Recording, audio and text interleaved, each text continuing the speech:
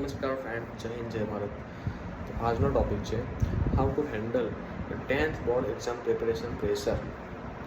કે મને ઘણા લોકોના ડીએમ આવ્યા છે કે સર કોઈક વિડીયો બનાવો, કોઈક ટિપ્સ આપો, અમને કોઈક સારી એવી સ્પીચ આપો કે અમે અમારા પોતાના જે પ્રેશર છે એને કેવી રીતે હેન્ડલ કરી શકીએ. તો આ વિડીયો એમના માટે. સૌથી પહેલાં વોટ ઇઝ પ્રેશર? પ્રેશર 3 બાબતનું હોય છે. એક હોય છે સેલ્ફ પ્રેશર. એ ક્યારે આવે?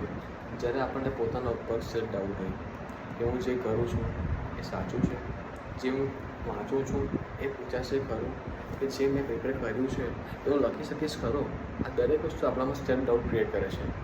આ દરેક બાબતોમાંથી દૂર રહીને આઈ એમ ધી બેસ્ટ અને whatever I prepare it's always right એ પોતાના અંદર રાખવું અને આવું મોટિવેશન લઈને જ એક્ઝામમાં બેસો. કોઈ તાકાત નથી તમને એમ કહી શકશે બધું રોંગ છે. સેકન્ડ વસ્તુ છે કમ્પેરિઝન. પોતાની સેલ્ફને કમ્પેર કરવાનું બંધ કરો કે મારા માર્ક્સ કરતાં પેલાના માર્ક વધારે આવશે તો શું થશે, કે મારા માર્ક ઓછા આવ્યા તો શું થશે. આ દરેક બાબત પોતાની અંદર એક ડાઉટ ઉત્પન્ન કરે છે. એટલે કમ્પેર કરવાનું બંધ કરો. No one can come with you. You are the only person who always on you. So believe રાખો પોતાની અંદર, પોતાની સેલ્ફ પર. કમ્પેર કરવાનું છોડો. કોઈ પણ પર્સન તમારા જોડે નથી આવવાનું કે તમને હેલ્પ નથી કરવાનું એક્ઝામમાં કે ભાઈ તું વાંચ, આ મારું પેપર તું લઈ લે. કોઈ નહીં કહેવાનું. So prepare and be focus on your self.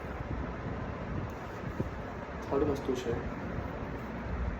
Family pressure. કેટલા લોકોને એવું પણ છે કે પોતાના ફેમિલી એક્સપેક્ટેશન પૂરી થશે કે નહીં થશે એનો પ્રેશર હોય છે.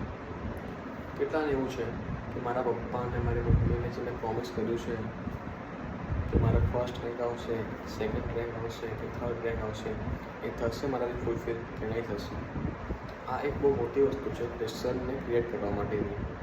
સો આ દરેક બાબતોને અવોઇડ કરો. બિકોઝ કોઈ પણ પેરેન્ટ્સ એવું નથી ઈચ્છતા કે મારો છોકરો નીચે જાય. પોતાના પેરેન્ટ્સની આંખની અંદર તમે ઓલવેઝ ઓન ટોપ હો છો. એટલે પોતાના પેરેન્ટ્સને બ્લેમ કરવાનું છોડો.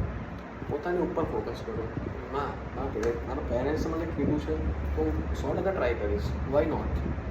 આઈ have ability to make sure that dreams.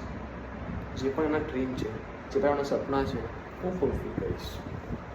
Don't take anything too much seriously. Be enjoy. એક્ઝામને ગેમ તરીકે લો. જેમ તમને ગેમ રમવામાં ઇન્ટરેસ્ટ હોય તેમજ એક્ઝામને પણ ગેમ તરીકે લેશો કે આ એક્ઝામમાંથી આ ગેમ છે તો મજા આવશે.